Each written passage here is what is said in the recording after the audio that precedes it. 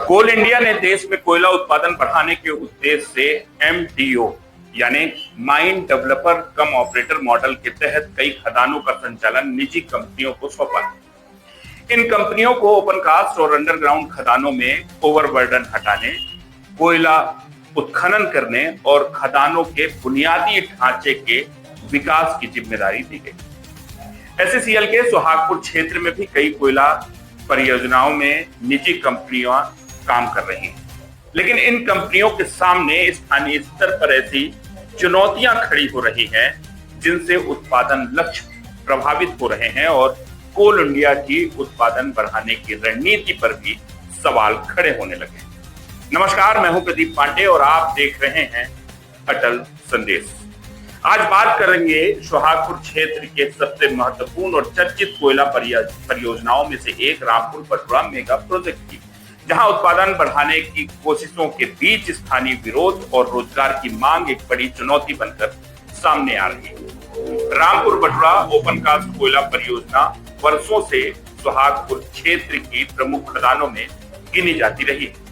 यह खदान प्रतिदिन हजारों टन कोयला उत्पादन के लिए जानी जाती है और क्षेत्र की ऊर्जा जरूरतों को पूरा करने में महत्वपूर्ण भूमिका निभा रही है।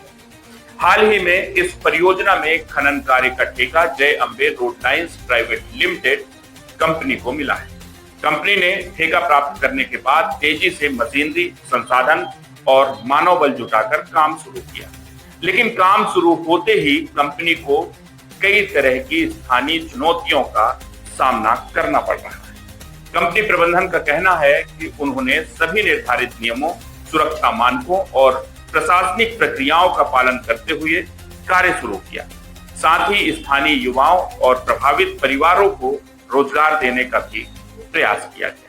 कंपनी के अनुसार वर्तमान में लगभग 70% यानी कि 70% रोजगार स्थानीय लोगों को उनकी योग्यता और आवश्यकता के अनुसार दिया गया है। भविष्य में उत्पादन बढ़ने के साथ रोजगार के अवसर भी बढ़ाए जाने की योजना कंपनी ने बताई है। इसके बावजूद लगातार धरना प्रदर्शन, हड़ताल और अनशन जैसी गतिविधियों के कारण खदान का संचालन बार बार प्रभावित हो रहा है। कंपनी के अधिकारियों का कहना है कि उनका लक्ष्य प्रतिदिन 10,000 टन कोयला उत्पादन का है, लेकिन बार बार काम रुकने और विरोध प्रदर्शन होने के कारण उत्पादन क्षमता प्रभावित हो रही है। उनका मानना है कि यदि परियोजना को स्थानीय स्तर पर सहयोग मिलता है तो न केवल उत्पादन लक्ष्य हासिल किए जा सकते हैं, बल्कि क्षेत्र में रोजगार और विकास की तमाम संभावनाओं भी तेजी से बढ़ सकती है। कंपनी का यह भी कहना है कि कार्य विस्तार होने पर और अधिक लोगों को रोजगार दिया जा सकेगा, लेकिन लगातार रुकावटों के चलते परियोजना अपने पूर्ण स्वरूप में आगे नहीं बढ़ पा रही। कोयला उत्पादन देश की ऊर्जा सुरक्षा से जुड़ा विषय है। ऐसे में एक ओर स्थानीय लोगों की रोजगार संबंधी तमाम अपेक्षाएं हैं, तो दूसरी ओर उत्पादन बढ़ाने और परियोजना को समय पर संचालित करने की चुनौती भी बनी हुई है। अब देखना होगा कि स्थानीय प्रशासन, एससीसीएल प्रबंधन, कंपनी और प्रभावित ग्रामीणों के बीच किस तरह का समन्वय बनता है, जिससे विकास और रोजगार दोनों के बीच संतुलन स्थापित किया जा सके। फिलहाल रामपुर बटुआ परियोजना में रोजगार और उत्पादन को लेकर चल रहा यह गतिरोध चर्चा का विषय बना हुआ है। कंपनी जहां स्थानीय सहयोग की अपील कर रही है, वहीं रोजगार की मांग कर रहे लोगों की अपनी तमाम अपेक्षाएं। अब सभी की निगाहें इस बात पर टिकी हैं कि प्रशासन और प्रबंधन इस स्थिति का समाधान किस प्रकार निकालते हैं, ताकि क्षेत्र के विकास, रोजगार और कोयला उत्पादन तीनों उद्देश्यों को एक साथ लेकर आगे बढ़ा जा सके।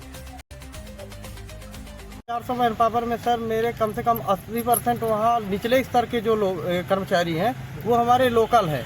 लोकल में ये खाड़ा, रामपुर और आसपास के सारे इलाकों के हैं जो इनको ज़रूरत थी।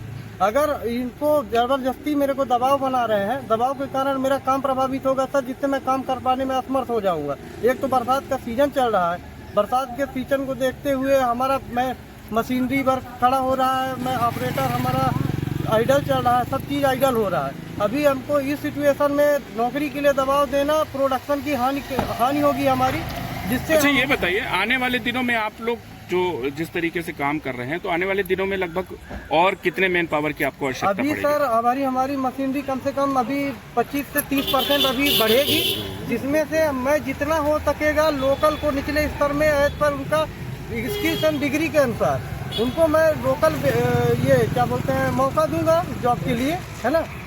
और इसके अलावा अभी इसके पहले जब सपोर्ट नहीं कर रहा है लोग तो कैसे हो पाएगा, है ना।